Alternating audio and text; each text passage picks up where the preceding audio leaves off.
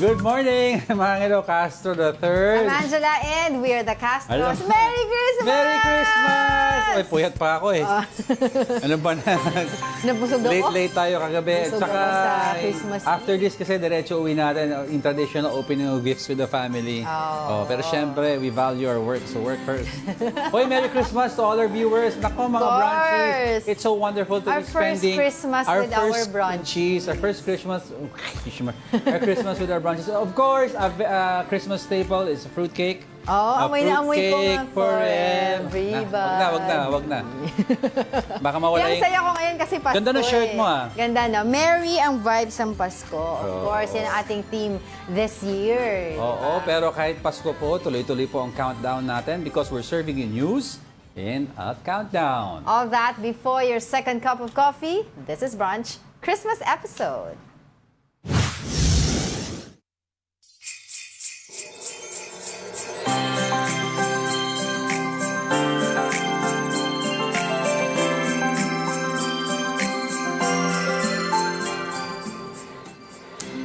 Going to the fifth spot is the Merry ang Vibes ng Pasko concert. The brightest stars of the country gathered and performed in a benefit concert for typhoon victims. Mobile journalist Amy Atienza with the report.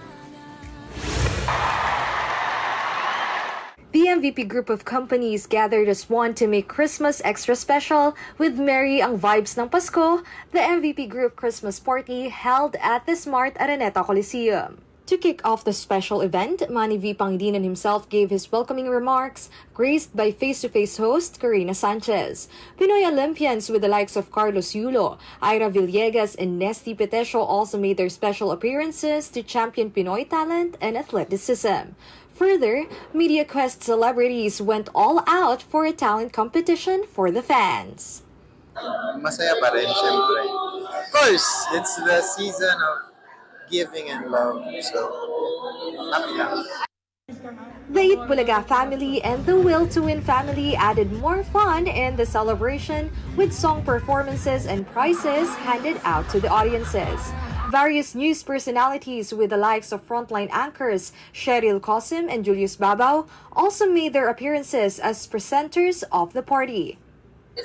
Nako, super happy tayo dahil minsan-minsan lang na magkaroon tayo ng ganito kalaking reunion na kasama natin yung ating mga kapatid mula sa iba't ibang MVP group of companies. Kaya it's truly an honor to be part of this momentous occasion. Aside from the concert, fans also enjoyed different booths under the MVP group of companies. There were also meet and greet areas that gave the fans a chance to see their favorite athletes during the event. As Christmas comes nearer, the cast of the Metro Manila Film Festival Entry the Kingdom invited the fans to watch the action-adventure film on December 25. A lot of action scenes, very epic, timely for Christmas, timely because of the politics. It's not anything political, but it's something that will make you think. The what if. The two-part Christmas special will have its final telecast on December 22, wherein proceeds will be given to typhoon survivors across the country. Mobile journalist Amy Atienza, We Are One News. Of course, congratulations once again dito sa very successful concert nga ng Merry ang Vibes ng Pasko ng MVP group. Yeah, may pinaka... Ayan, meron ka ng pinakahabol. So, nandyan tayo nung gabi na yun talagang star-studded nung occasion at saka very meaningful. So, congratulations. Congratulations. Alright, let's continue with our countdown. The Alagang Kapatid Foundation is giving Christmas gifts in different parts of the country. To get to know more about this, we have Alagang Kapatid Foundation Executive Director Menchi Silvestre joining us today. Good morning and Merry Christmas, Miss Menchi! Good morning and merry vibes ang Pasko. Sa araw na ito sa atin, of course, DNA, Merry Christmas to you both. Yes, the DNA. The DNA, Jeko. Ganda yun, Miss Menchi. Oh, Miss Menchi, we'd like to ask you, saan tayong huling nakapagbigay po ng pamasko sa ating mga kapatid? Okay, I think the very last na ating paghahatid ng Pasko was with the homeless. Yung mga homeless in Metro Manila, nakapaglibot pa po ang team ng Alagang Kapatid Foundation. And actually, magre-resume pa kami bago magbagong taon. Dahil meron pa rin namang dumarating na mga regalo. So, pwede pa kami paka-last drop before New Year. But since yung sunod na bagyo, we're confident na sabihin that we were able to give hope and to give at least a reason to celebrate Christmas to around 15,000 families from Luzon up to the Bicol region. Right. Pero ano-ano po ba, Miss Menchie, yung mga Christmas gift na binibigay natin sa ating mga kapatid? Okay, of course we have the usual Noche Buena pack. So ito yung mga simpleng, madaling lutuin kasi even the homeless man, mahirap naman magpasta ka pa and all, ano. So talagang sa kanila, the simpler it is, yung basta importante may mapagsasaluhan. So meron tayong simpleng Noche Buena pack, meron din tayong yung noodles, of course, and para sa mga very special, para sa mga natunugan nating mga kapatid dito in Metro Manila, what we prepared are starter kits. Okay, so meron itong mga blue jugs na lalagyan ng tubig, merong plato, baso, pitsel, para talagang starter kit na wala ang lahat sa kanila nung sila'y masunugan. So merong panimula. Yan po ang ibinigay natin. And again, magtutuloy ito hanggang after New Year. Tutungo naman tayo doon sa recovery project naman natin. Oo, it's good that you mentioned nga po yung mga nasunugan po doon sa Tondoy kasi talagang kawawa sila at magpapasko pa. At least hindi po sila nakalimutan ng Alagang Kapatid Foundation. Pero taking this opportunity na rin, Miss Menchie, to ask you, yung kamusta naman po yung pamimigay po ng Alagang Kapatid Foundation ng tulong po doon sa mga nasalanta naman po ng baha nitong mga nakaraang buwan?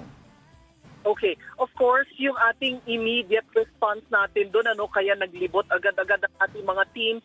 We had teams in the Bicol region, we had teams in Northern Luzon, we had teams in the Aurora, Isabela, coastal municipality side. So talagang yung ibang mga lugar, naka-second round pa tayo, in Cagayan, nakapag-third round pa tayo, nakaabot pa tayo sa mga isla in Quezon. Yung mga talaga facing the Pacific Ocean, na ikot po natin yan. And as we sa pagsalubong natin sa bagong taon, itong 2025, kailangan kasi yung panimula na nila ang ating pagtutuunan ng pansin, and that's why we're very grateful doon po sa lahat ng susuporta doon sa Merry ang Vibes ng Pasko. And doon sa mga susuporta pa, please, we welcome your help kasi recovery project. Anong ibig sabihin nito?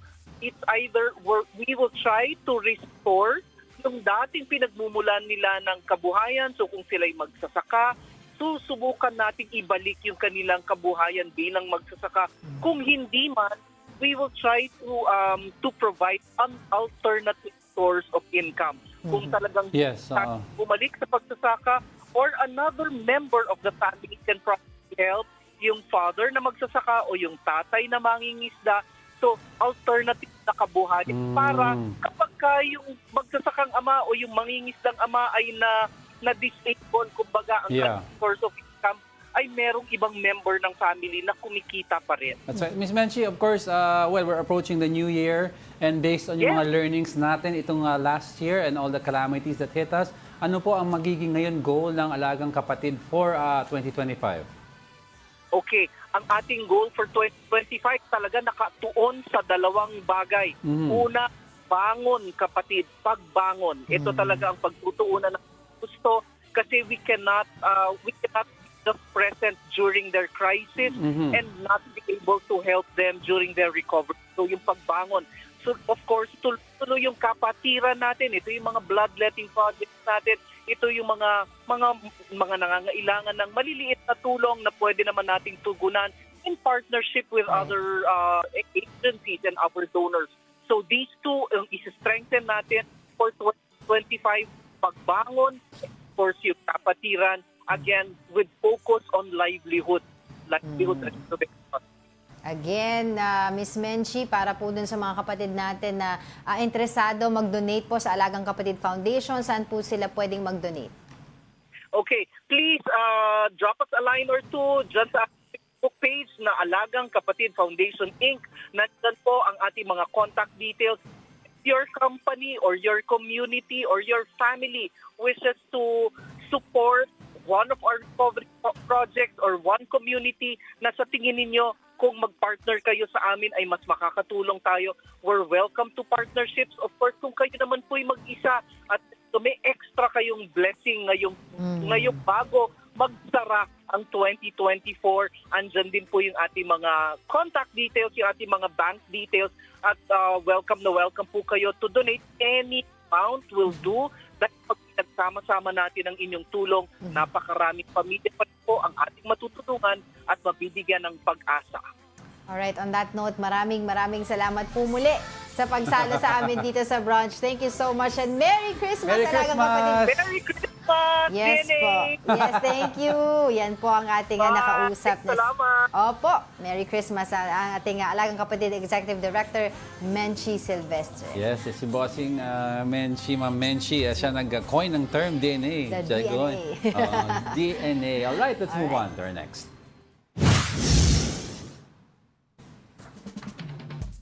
Now on our top 4. From the gymnastics arena to the hardwood and even on the virtual battlefield.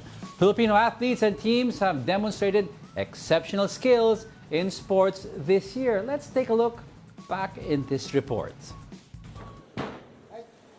2024 has been a banner year for Philippine sports, with its athletes and teams showcasing unparalleled excellence across various disciplines.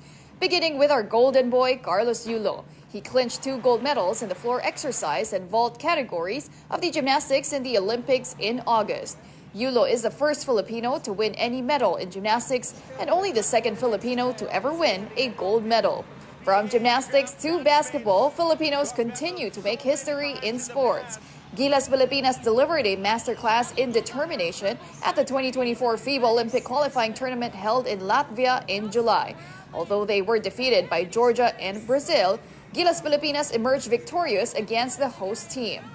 In November, our basketball team also sealed its spot in the 2025 FIBA Asia Cup after an impressive 4-0 performance in the qualifiers. Back in May this year, Alas Pilipinas captured the bronze medal in the ABC Challenge Cup, sparking increased interest in volleyball among Filipinos.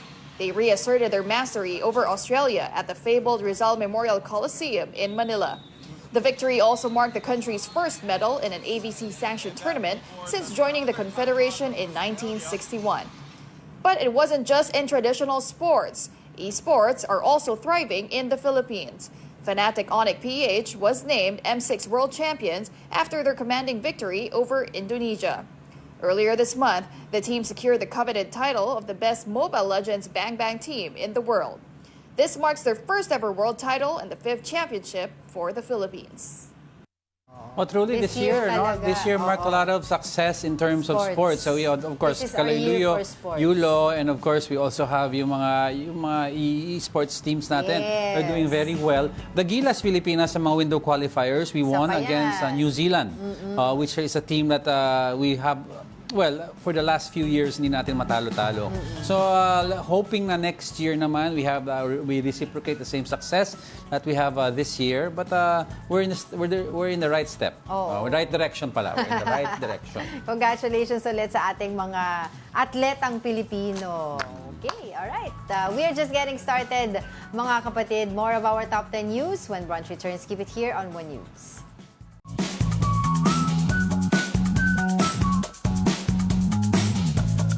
Good morning. You're still watching Brunch here on One News. Merry Merry Christmas to all our usual suspects. Merry ang Ralph vibes ng Domingo, Pasko. Ralph Domingo, we have Mig Zebron, Sam Pokemon Go, good morning. Merry Gary Christmas. Field. Gary Field. Alex Fuentes. Sila Ice VJ. Hintayin niya kami, pabalik na kami ng house. Kain tayo in a while. Oo. Si ano pa, Leonie Valdesoto, Si Leonie Valdesoto. si Elmo Cabreras.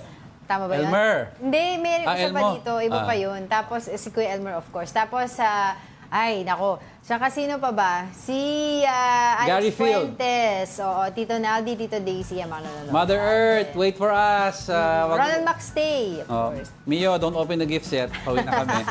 Sige. Alright, let's continue with our countdown. Going to the third spot is Tatay Peng. For those who don't know, he is famous on TikTok for doing the ice cream yummy dance. But did you know that his gimmick online funded his child's studies? Mobile journalist Jane Veloso with a report. Iba't ibang paraan ang mga netizen para kumita online.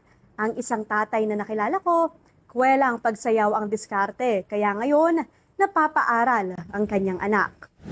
Oh, Idiki, thank you for the ice cream. So good. Wow, delicious strawberry. Ice cream yummy. Ice cream good. Kung isa ka sa mga babad buong araw sa pagti-TikTok, tsak na nadaanan mo na to. Ice cream yummy. Ice cream good. Ice cream yummy. Siya si Efren Palines o mas kilala sa TikTok bilang Tatay Peng. At isa siyang tinatawag na NPC TikToker, kung saan may kapalit na sayaw sa gimmick ang bawat donation na kanyang matatanggap. Dati na rin siyang babad sa pagti-TikTok, kaya't naengganyo raw subukan ang pagla-live. At ang goal niya, sana mag-success itong ginagawa ko para ma-support ko yung anak ko sa kanyang pag-aaral po, ma'am. matapos mawalan ng trabaho bilang dating maintenance worker ng isang mall, TikTok ang naging sandalan ni Tatay Efren upang hindi lang makapaglibang, pero para rin makapagbigay ng suporta sa pamilya. Halos video pa ako, nangangapa, ma'am, kasi yung mga binibigay sa akin na mga virtual gift is wala pa akong kaalam-alam masyado, ma'am. Virtual gift ang binibigay ng mga live viewers kay Tatay Peng at nakadepende sa gift na yan kung anong klaseng sayaw ang gagawin niya at kung magkano ang matatanggap niya. Madalas ay ice cream ang gift sa kanya at dito na nga siya nag-viral. Sa edad na 54, matyaga pa rin nagbibigay saya si Efren kada gabi sa kanyang mga viewers turned fans kahit paabutin siya ng 4 na oras at magdamag na humahataw.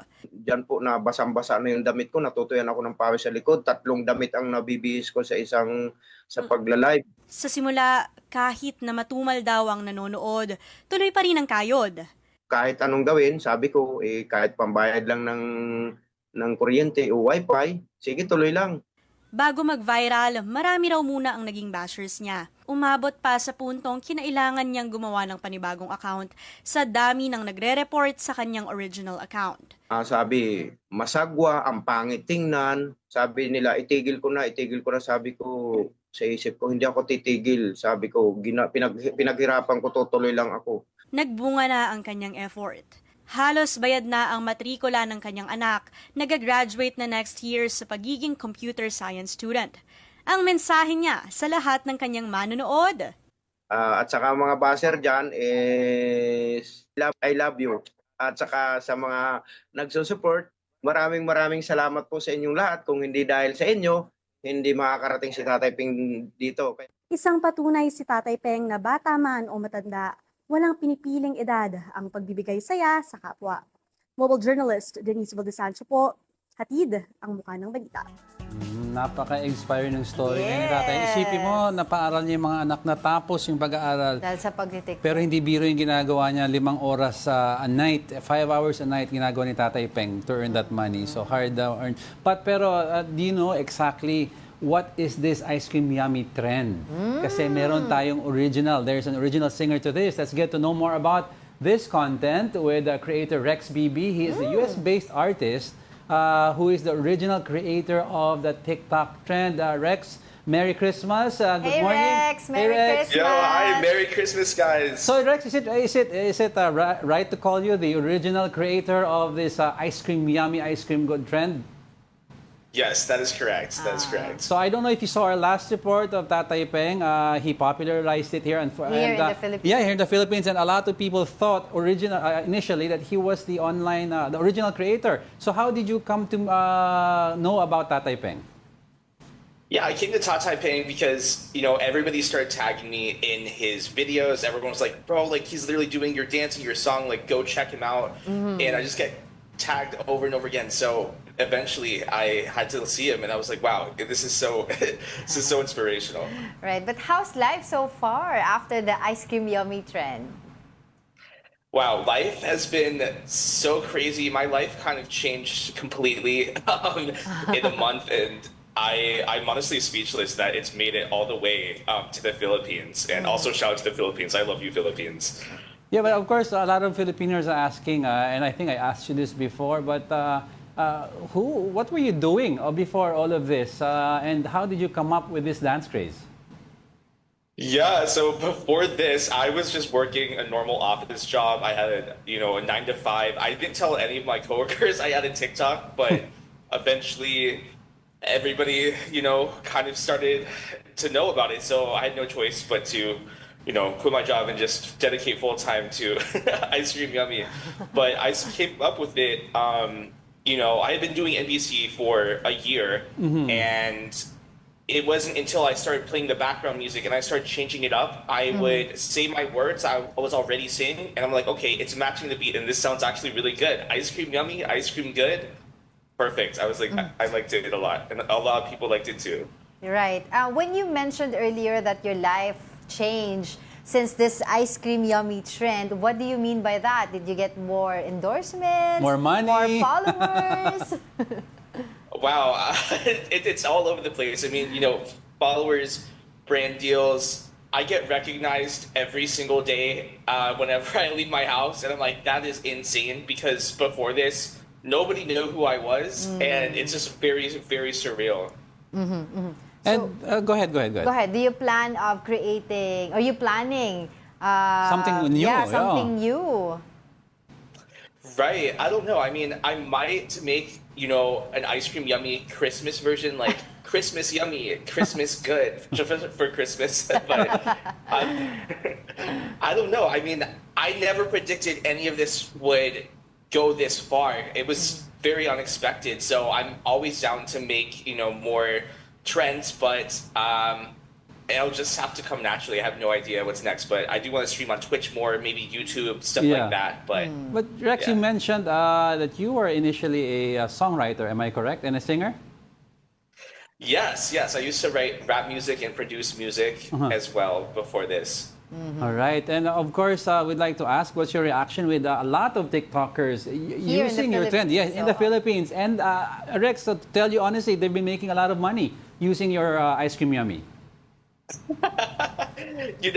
I think it's really, really beautiful that, I don't know, I never thought anything that I created would have such a global impact. Like, that's so strange to see. And if it can make somebody's life better, I'm so happy to hear that. That's really, really great. Well, since you are loved here in the Philippines, do you plan of visiting us? Yes, absolutely. I would love to come make a trip soon. Maybe a collab with Tata Ping, because he seems like the sweetest guy. That would be great. Yeah, maybe give you some Filipino sorbetes or Filipino ice cream, and you can do a Ice Cream Yummy Filipino version. All right. But of course, Rex, since you are here, we have to ask you for a small favor. The name of our show is Brunch, and could you tell our viewers just how yummy brunch is? Yes, of course. Brunch yummy. Brunch good. Brunch wow. Jago, it's your turn. Rex is yummy. Oh my God. Jago's good. Rex, of course, our Filipino viewers, what is your Christmas wish for all of them? My Christmas wish for your Filipino viewers? Yes. Wow, I hope that everybody has the best ice cream possible, and honestly, I hope everybody makes money from the Ice Cream Yummy trend, because I'm so happy to hear that it helps Tata Ping pay for his child's education. Like, that is so beautiful. That's beautiful, man. All right, on that note, thank you so much for your time. Thank you for joining us today, and Merry Christmas, Rex BB. Merry Christmas, guys. Thank you so much. I think I regretted doing a dance. Buti na lang. Anyway, we can edit it out. Pero it's okay, it's cute. Well, pero truly inspiring kasi si Tatay Peng, and unbeknown to many, si Rex pala ang original. And it's nice to see a creator na who wants to share yung income. Ang ibang creator kasi ayaw nila may copyright issues. Alright. So, ayan. So, let's see what's next on the This countdown. ice cream yummy trend. All right, let's move on. Moving over now to our top two. The Kingdom starring Vic Soto and Piolo Pascual are now showing in cinemas nationwide. What makes it a must-watch film? Let's find out in this report. Paano tayo babangon kung may gumagana siya sa paghihirap natin? Hindi ko pa nasanay. Baka yun nga malilo eh. The much-awaited Metro Manila Film Festival entry The Kingdom is now showing nationwide. The film is a fictional drama reimagining the Filipino heritage. It immerses us in an alternative reality of the Philippines with a vibrant, self-determined culture. Press and film critics highlighted its compelling narrative and the performances of Vic Soto and Piolo Pascual. The two lead casts are proud of what they have come up with. It's extraordinary. It's an out-of-the-box concept, which makes it very special. If you can't picture the Philippines in a different kind of government, this would be it. For Sid Lucero, The Kingdom is more than just a movie. It's a really good way to have the people start thinking outside the box, that we don't really have to be stuck with what we already have, whether it's television or our government or our policies. Usually it's just the thinkers who think of these things, and then maybe this might spark something in the people who just like to watch. The Kingdom is a project of MQuest Ventures, APT Entertainment, and MZTV Productions. Don't miss your chance to explore a reimagined Philippines. Catch The Kingdom in cinemas now.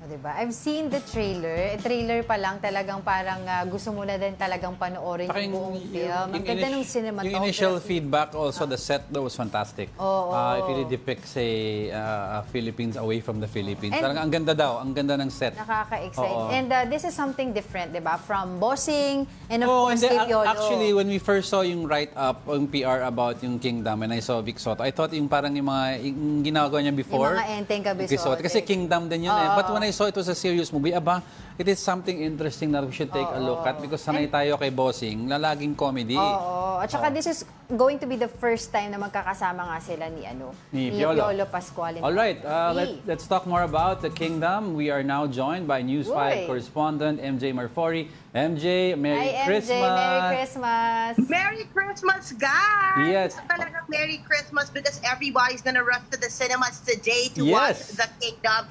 And you know what's really good about it is this legacy project of Vic Soto, as what he calls it, is something that is really for nation building. It's not just a project that he wants to story tell. It's something that would really make you think, what if we were really never colonized, right? Angela, like Diego.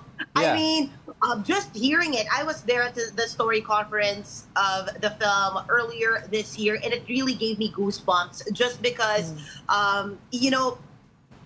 I always go outside the country and think, what if we were like this, never colonized, and finally someone is really, in it, like APT Entertainment, MQuest Ventures, and MZTV Productions, which is boasting Vic Soto's production company. This is his comeback, and it's really going to be with a bang. Everybody's so excited to see a serious side of him because we just see snippets of it during the Lenten special, Bulaga, right? Yes. So we're so excited to see him in this light, and of course by a spectacular performance by the ensemble cast. You do have Christine Reyes there, Sue Ramirez, amazing actors, Piolo Pascual, of course, who's gonna be yung tagalabas, taong labas nga rito, as we call it, yung tulisan.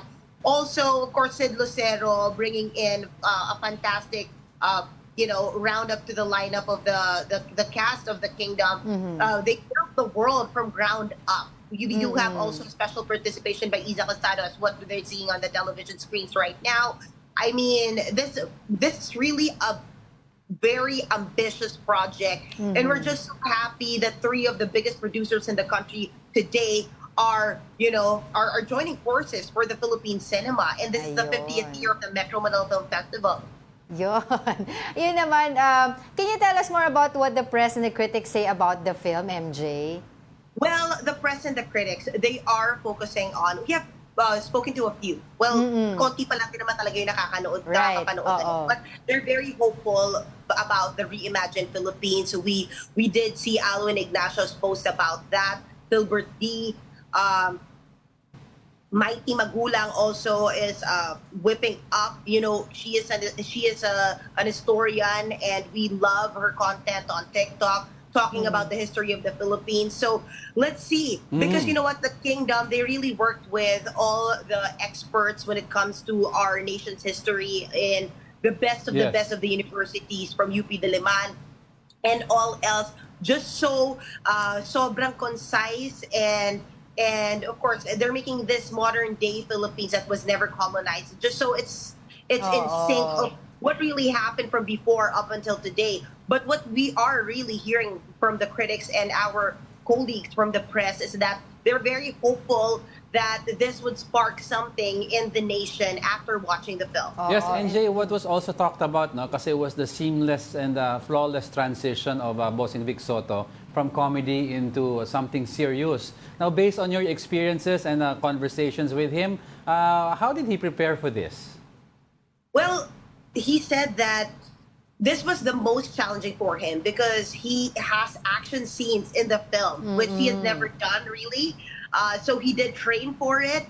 We did release some snippets from MQuest Ventures of him doing the native combats that we are watching here in the Philippines. So of what we know as well, yung mga armies. Eskrima, no? Pati eskrima. Natin, ano?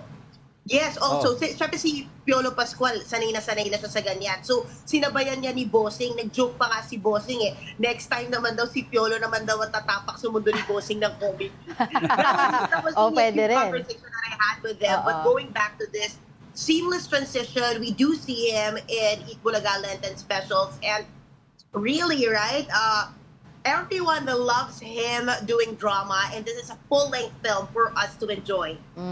I was wondering, MJ, if you can share some insider info, especially yung sa making nitong Kingdom. God bless you. Thank you. Sorry, It's fine. It's the season. Pardon me, Angela. Can you repeat the question? Yeah, sabi ko, if you can share with us some insider info, especially doon sa mga, yung making of Kingdom. Baka may chismis si Oo, MJ. baka meron ka dyan na mabigay sa amin. Yes, madami naman. Basically, they built the... Wait, sorry, natahatching ako, Mars! Oh my God! It's fine. May gamot ako, MJ, may gamot ako dito. Patawarin niyo ako. Well, yung scene niya, sa bonggang-bongga yung The Kingdom, so basically, they really shot this. Kinikwento sa atin ni Direct Mike Toviera. They really shot this in locations and areas wherein hindi pa nga masyado talagang natatap. Yung Coconut Palace, doon yun sa yes. yung Kingdom of Kalayaan. May mga eksena na shoot doon. Kay Papa P talagang, syempre, of course, we did go to some rural areas na talagang talagang apt for the roles and the scenes. Pero yung pinakamaganda nga rito, yung mga behind the scenes niya is pati yung Alibata. Alam nyo ba na kung hindi tayo nasakop, sun worshippers pala tayo. Yung pala yung mga pinaniniwalaan natin. So parang as we go along the behind the scenes of this and watching this film, we learn more about ourselves, diba? How can we be better? And for you, MJ, siguro ano yung pinaka-selling point nitong movie na to? Bakit ba dapat to unahin ng ating mga kababayan sa panood ng kasama nga dito sa Metro Manila Film Festival? Well, from light to deep, diba? The lightest would be that's Bossing Vic Soto and Piolo Pascual. Diyan, di ba? Siyempre sa Takilya, mapapanood natin ang tampalan nila first time ever with a powerhouse cast, powerhouse production. But also, yung pinaka talagang bongga dyan is because the story is the selling point. The content, the meaning behind the film is what really is the reason bakit natin to kailangan unahin. It is for the family. Alam mo, pag pinag-usapan mo to, it is a film that after you go inside the cinema would leave you having more conversations with the people you're with, saying that, yeah, what if, di ba? What can we do to make the place a better country? What can we do, di ba? Kasi puro nire-imagine na tayo di ba? Tinuruan na tayo. Parang talagang nag-i-inject na siya more than the drama, the family drama of this. Diba? It teaches you so many things about yourself and you want to leave the cinema inspired. And that's what The Kingdom is gonna give you. No, based on the trailers that we are seeing right now, MJ, na talagang napakalaking production nito, do you think based on your conversations with them, with the cast and crew, mga ilang buwan nila pinaghandaan tong movie na to? Ilang buwan nila to shoot? Oh, this is years in the making. Yung Years. storya na to. It's years in the making with APT Entertainment, direct Mike Tobiera. He has really, before pandemic pa naisip niya to, and then he threw in the idea to our MQuest boss, of course, girl boss, President and CEO Jane Basas, and alam mo naman yung mata ng ating boss pagdating sa mga storya na ganito, di ba? And they only had Piolo Pascual and Vic Soto in mind. Kung hindi mag-oo yung dalawang yon, hindi matutuloy yung pamilya na to. Yung pelikula na ito, at syempre, no, itong nabuo nilang samahan. Pero dahil nga umuo yung dalawa, kinasalan nila to this year. They've been working on it since early this year in terms of production, and buti nag-align lahat ng schedule ng ating mga bida, no, para talagang gawin itong pelikulang The Kingdom. And this is it. This is Ika it, nga. oo. Alright, on that note, today! Oo. MJ, Merry Christmas, ha? Merry Christmas! Yung pamasko ko, guys. Sorry kung ba? naistorbo ka namin sa gitna ng Christmas celebration, but you can go back to Actually, eating. hindi nagkatrabaho ako, guys. Kasi unang araw ng MMFF. Ayun Talagang hindi nga. tayo susuko. Ikot tayo ng mga sinihan. Tama, laban Alright, lang. sige, Laban. Kaya ka bumabahing na ako. Di ba? My gosh. Alright, thank With you that, so much. Merry Christmas. Thank you. News 5 correspondent MJ Marfori, for that report. Okay. Ay nako, MJ, it's always sarap kausap na, ang dami niyang insights. But don't go away, guys. We're not done yet. Stay with us.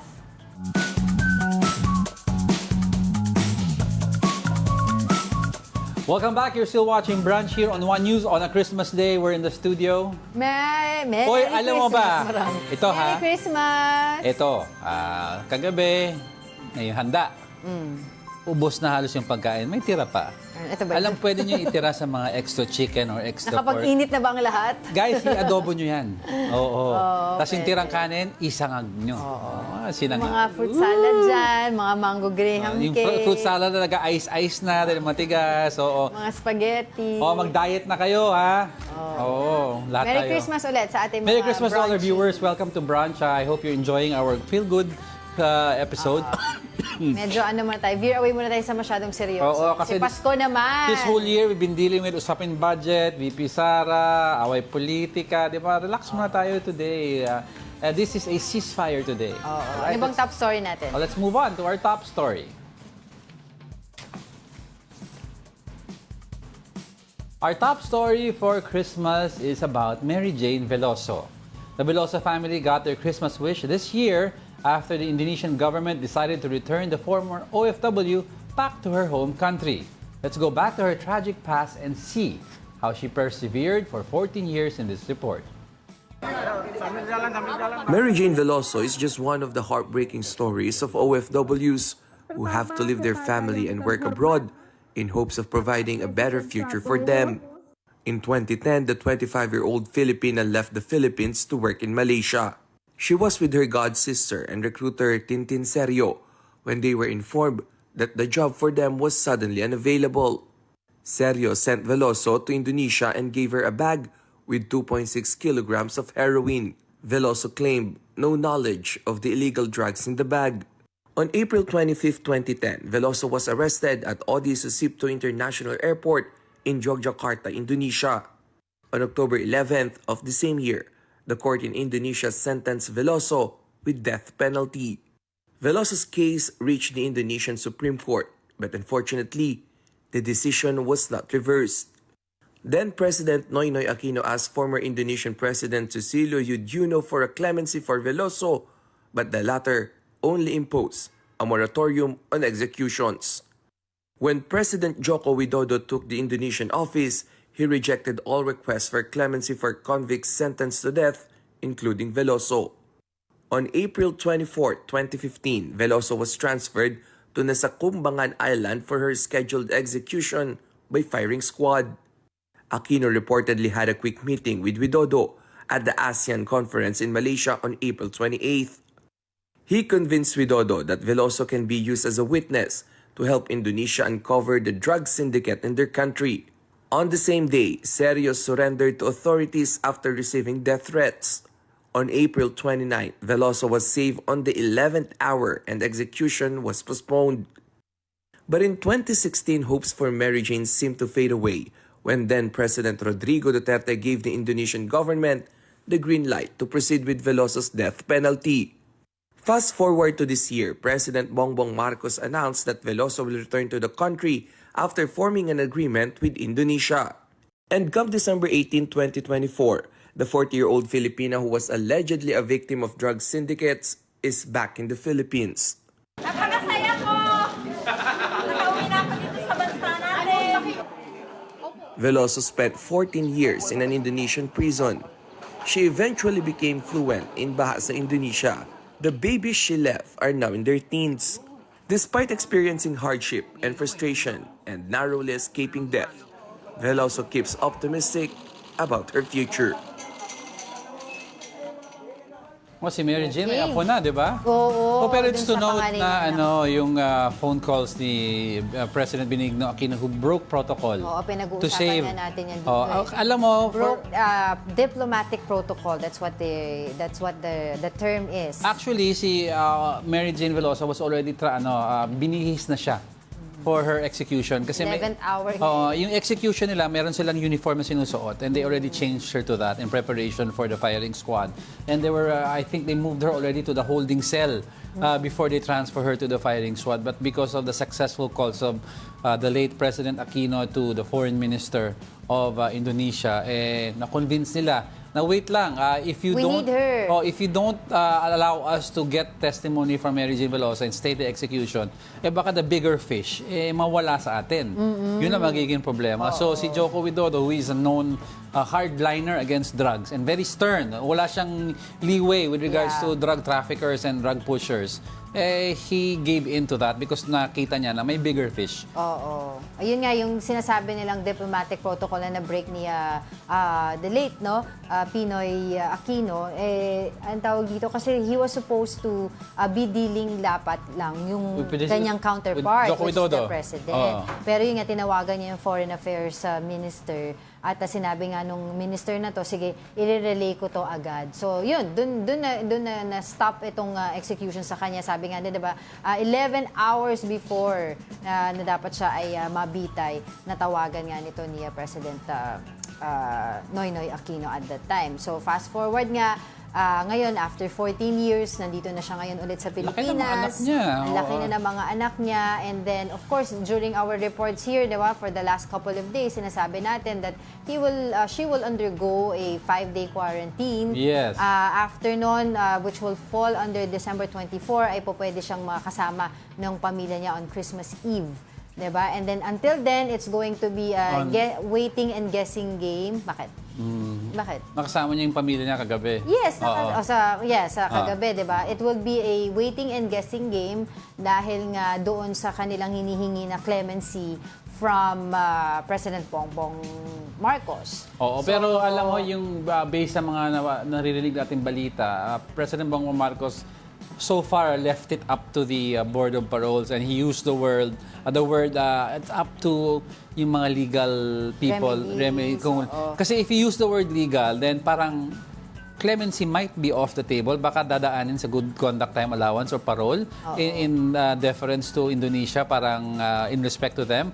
Kasi ang clemency or absolute pardon, that's an act of compassion. Yes. Kasi hindi naman... And yan, executive branch ang gagawa nito, which is the president.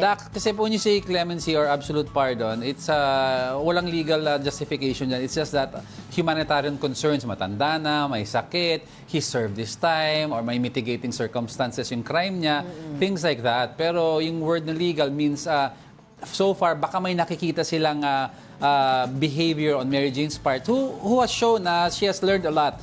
Marunong mag-gitara, marunong mag-piano, marunong gumawa ng t-shirt. So, kumbaga kasi dalawa yan. Clemency mula sa presidente or yung Parole. GCTA. Oh, GCTA. Diba? Pero yung GCTA kasi will go through a lot of process. So, it will take time. Siguro few more months. And there's no rush naman. If I mean, let's take one step at a time because at least... Nararating lang naman at niya least dito eh. she's no longer, the term is she's no longer in the gallows. Yes. Isipin Nasa mo, death row. for the last 14 years, you're living in the gallows, meaning hindi mo alam... Everyday, nagigising ka, bibitayin ba ako ngayon? O hindi. Diba? Kasi ano nang kapalaran kong usually ipas? kasi ang practice nila sa death penalty, they tell you the last minute. Oo. And then they prep you, they give you your clothes, last meal, transfer you to your cell. So ang hirap niyan. Grabe, I couldn't So for now, imagine. sinasabi nila wala naman daw hinihinging kapalit ang Indonesian government sa pagbibigay nila back here kay Mary si Jane PBBM Veloso. mismo nagsabi, wala naman hinihingi. Pero in case daw in the future na meron parang similar case na ganito. We remember their good deeds. Oo, 'di ba? Yung reciprocal deal, 'di ba, in the future. Kumbaga, an eye for an eye, tooth for a tooth. Kaya nga 'di ba yung iba We gave you a prisoner, you give us back one in the future. o in the future. Pero yun nga sinasabi doon ng iba, hindi daw nila, kung ba maiwasan mapagkumpara itong sitwasyon ni Mary Jane Veloso doon sa Bali 9 na napauwi sa sa Australia. Itong Bali 9 na to, yun yung mga nag-smuggle ng heroin 20 years ago. 20 years na sila nag-spend ng time nila dyan sa Indonesia na nakakulong sila. Pero pagdating nila sa Australia, kulang na sila eh. Iba kasi namatay sa cancer, iba pinatay. Pagbalik nila sa Australia, free men na sila, ika nga. Pero there will be few more reintegration ng buhay nila sa Australia. But it's totally different from Mary Jane Veloso. Where Mary Jane Veloso, pagdating niya dito, 'di ba, ay diretso nga siya sa correctional institution for women. If you look back at the timeline of the confluence of events and the critical turning points in the case of Mary Jane Veloso, of course, the first break came when Pinoy nga, the late Pinoy, was able to secure yung 11th hour stay of execution. The second turning point, I think, would be the most recent one was the elections sa Indonesia, which saw a president who was more liberal, who was more compassionate, and meron siyang program to be a little less like Kaya nga, di ba? Joko Widodo, who was a hardliner. Kasi para context lang sa tao, si Joko Widodo is likened to President Rodrigo Duterte. They have the same stance against crime and drugs. Oo. Kaya di ba sinasabi nila dito, itong nangyari na to ay talaga ang nag-reach out ay Indonesian government dahil nga meron silang policy na gusto nilang ipatupad, di ba? Yung mga prisoners nila na matagal na doon for a long time, kung meron naman silang magandang pag-uugali during their stay there, ay pwede nilang maibalik doon sa country of origin. Buti na lang, even nag-green light si President Rodrigo Duterte to execute Mary Jane, the government did not execute her right away. So we would not be sitting here if that happened. So we thank the Lord na lang. Pero yun na nga, itong story ni Mary Jane talaga would... It's a lesson to everyone. Lesson for everyone. Actually, sinabi nga nung kapatid ni Mary Jane Veloso, sinabi daw ni Mary Jane na wala na mag-a-abroad. Dito natin iraraos ang buhay natin. Lesson 1 for the government. Find more opportunities for our kababayans here in our home nation. Lesson for other people there, make sure every time you leave your family, be sure you've secured your life muna and check your belongings. Totoo. Bago iladaan sa airport. Huwag maniniwala sa mga illegal recruiters. Yung mga illegal recruiters, may mga araw din kayo. Okay, with that, guys, Merry Christmas! Merry Christmas to all our brunchies. It's been a Where's my gift? It's been a...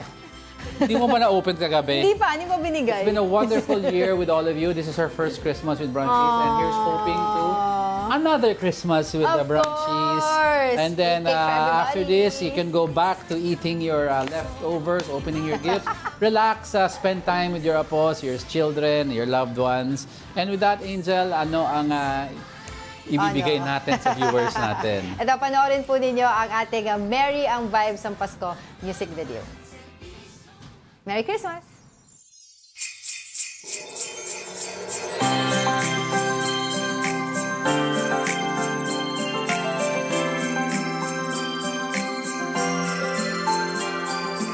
Naririto na naman, ramdam na ang Kapaskuhan. Marami mang pinagdaanan, pag-asa't liwanag ang laging laan. At anuman ang mangyari sa kanya, lumayo